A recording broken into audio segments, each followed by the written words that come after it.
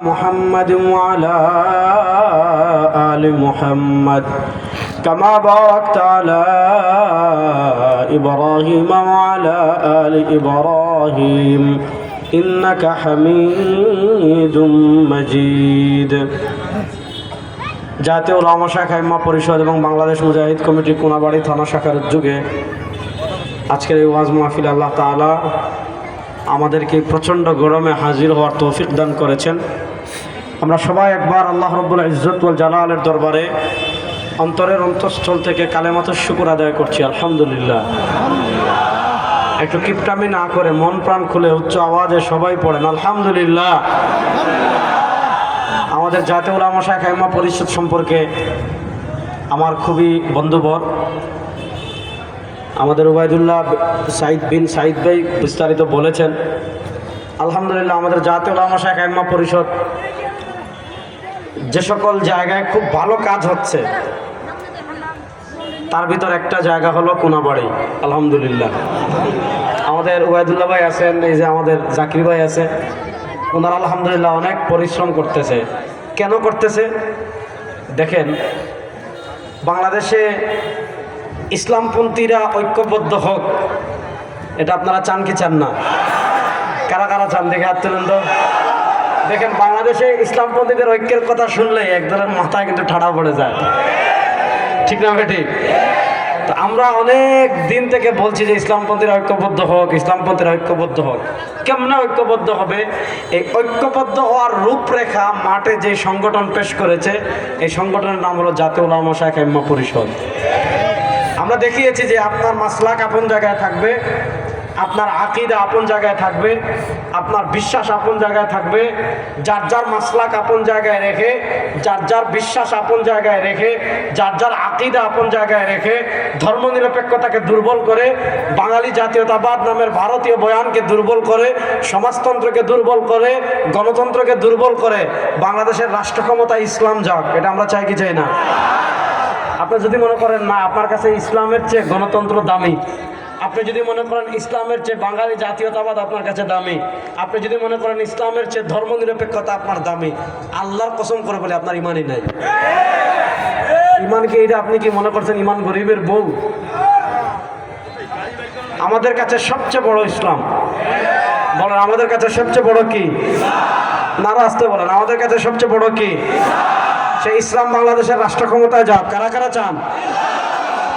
ইনশাআল্লাহ বলেন।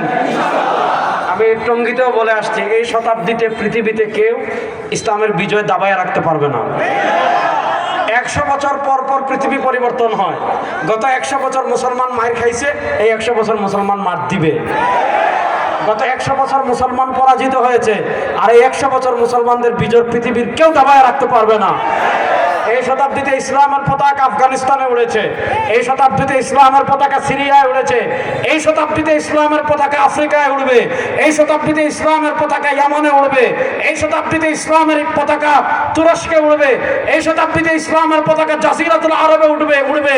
সময় বেশি দিন নাই, কিছুদিনের ভিতর বাংলাদেশেও ইসলামের পতাকা উড়বে।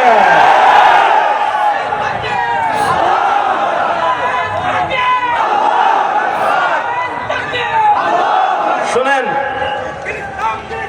সমস্যা কি? সমস্যা কি? এই যে সমস্যা হলো এই জায়গায় স্লোগান দেবেন কোরআন সুন্নাহর আলো সংসদে জ্বালো।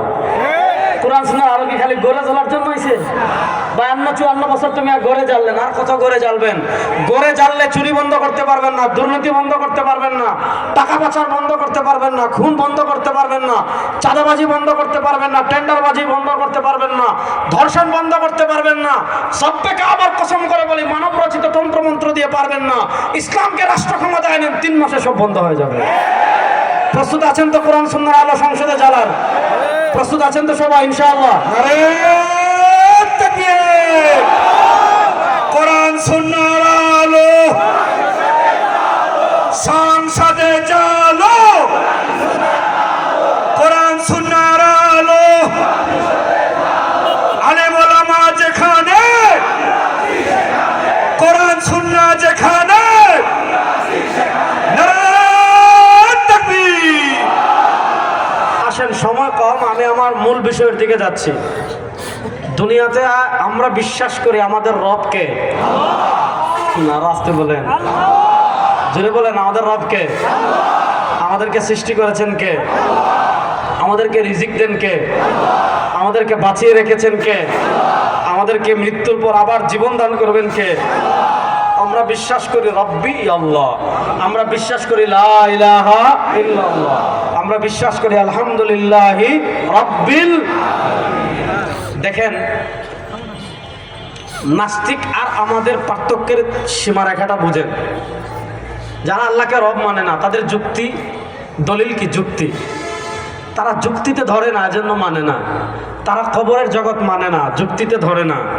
তারা পুনরুত্থান, মৃত্যুর পরের আরেক জীবন মানে না, যুক্তিতে ধরে না।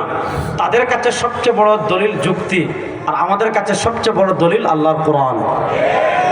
আল্লাহর কোরআন বলে, ইন কুনতুম ফি রাইবিম মিনাল বাসি ফাইন্না খালাকনাকুম মিন তুরাব। তোমাদের যদি সন্দেহ লাগে যে আমার শরীর মাটির সাথে মিশে যাবে, আমার গোশত মাটির সাথে মিশে যাবে, আমার চর্বি মাটির সাথে মিশে যাবে, আমার হাড্ডি মাটির সাথে মিশে যাবে, আমার নাম থাকবে না, আমার কবরের চিহ্ন থাকবে না।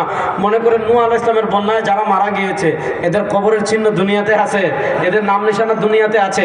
আজ থেকে 500 বছর আগে এই এলাকায় যারা বসবাস করত, তাদের নামও নাই, ঠিকানাও নাই, কবরও নাই, কিচ্ছু নাই। সব মুছে যাওয়ার পর আবার উঠবো, এটা যুক্তিতে ধরে না, তারা মানে না। আল্লাহ বলেন, ইন কুনতুম ফি রাইবিম মিনাল বাসি। আরে বেটা, পুনরুত্থান নিয়ে যদি তোদের সামান্য সন্দেহ থাকে, শুনো, ফাইন্না খালাকনাকুম মিন তুরাব। আপনি, আপনার বাবা, আপনার দাদা, আপনার 14 গোষ্ঠী, আমি, আমার বাবা, আমার দাদা, আমার 14 গোষ্ঠী, আমরা কেউ দুনিয়াতে ছিলাম না। আমাদেরকে সৃষ্টি করেছেন কে? যে আল্লাহ আমরা ছিলাম না সৃষ্টি করতে পারলেন, ওই আল্লাহ আমি যদি মারা যাই, আমার হাড্ডি গোশত চর্বি সব কবরের মাটির সাথে মিশে যায়, ওই আল্লাহ আমাকে আবার সৃষ্টি করতে পারবেন কি পারবেন না? জোরে বলেন, পারবেন কি পারবেন না? হিসাব খুবই সহজ। আসেন, আমরা বিশ্বাস করি আসমান সৃষ্টি করেছেন কে? একটু জোরে বলেন।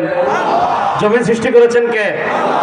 আমরা বিশ্বাস করি আল্লাহুল্লাযী খালাকাকুম, আমাদেরকে সৃষ্টি করেছেন আল্লাহ। সুম্মা রাযাকাকুম, এরপর সৃষ্টি আমাদেরকে রিজিক দেন আল্লাহ। সুম্মা ইউমীতুকুম, আমাদেরকে মৃত্যু দিবেন আল্লাহ। সুম্মা ইউহয়িকুম, আমাদেরকে মৃত্যুর পর আবার সৃষ্টি করবেন আল্লাহ। সুতরাং আমরা বিশ্বাস করি আসমানের মালিক আল্লাহ, জমিনের মালিক আল্লাহ, চন্দ্রের মালিক আল্লাহ, সূর্যের মালিক আল্লাহ, আবহাওয়ার মালিক আল্লাহ, রিজিক দেওয়ার মালিক আল্লাহ, সব কিছুর মালিক যেহেতু আল্লাহ, আকীদা ক্লিয়ার। সার্বভৌমত্ব কারো বাপের হতে পারে না, সার্বভৌমত্ব কারো নেতার হতে পারে না, সার্বভৌমত্ব কারো নেত্রীর হতে পারে না, সার্বভৌমত্ব ভারতের হতে পারে না, সার্বভৌমত্ব আমেরিকার হতে পারে না, সার্বভৌমত্ব পৃথিবীর কোন সুপার পাওয়ারের হতে পারে না। আমরা বিশ্বাস করি সার্বভৌমত্বের মালিককে।